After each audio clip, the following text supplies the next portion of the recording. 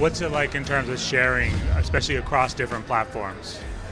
So we built a lot of the cloud infrastructure ourselves, because like part of being first party is about being a trailblazer and trying something new, right? So we are a buy once, play anywhere. So you can, whatever content you have, you can play anywhere. You can play any game anywhere you own. Whatever I save here, I should be able to play on my PC. All that stuff, right? So for all that to work seamlessly, there's a lot of service work. So it's built on top of Microsoft product like Azure and like all the other great things live that we can leverage. But there's a lot of custom bits on the service side. When it comes to this game, can you also just give us a sense of like, take a look at what he's doing right now and just give us a sense of, you know, what's going on? So Brad, our lead designer, is just playing around in the game, and it's very much what we see in the game, that people do what it like looks like a jam session. Some people have compared this to jazz, that you start in a place and you play off each other and you just do different things.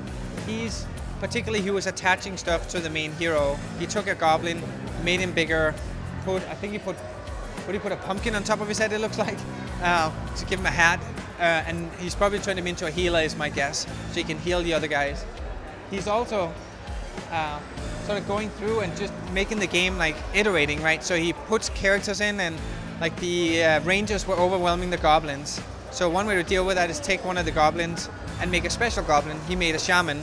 So he put the healer brain that he found in the brain bucket, like in the, we have a brain gallery, where you can just Frankenstein, take a brain and wholesale replace it. And it just works. He put the healer brain in, so now the goblins can sustain more attacks from the rangers. Next step is, well, what if we gave myself more power, right? So you can, sometimes we scale them up, sometimes we make special powers, sometimes we make powers so you can throw other brains and other characters. So one of the riffs that we were doing this morning was to on a button, throw brains into every character and make them all into birds, right?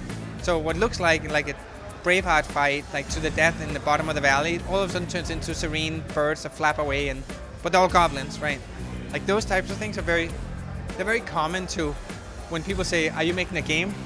And the answer is yes, but they might not look like it to you, because when I'm just sort of going through all these different steps, getting inspired, taking the next step, getting inspired, taking the next step.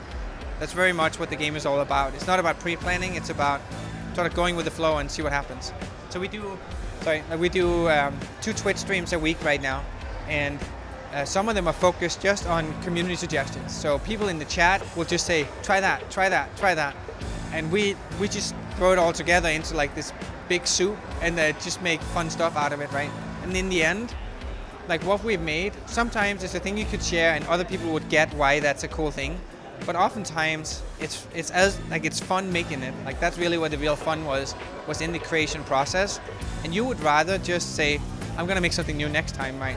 Than sitting and just honing it into that one perfectly balanced piece of game that we're gonna share. That's an important point for our community, is we're not just about making that game that everybody will judge against other games. It's as much about just having fun and with your friends and just making stuff.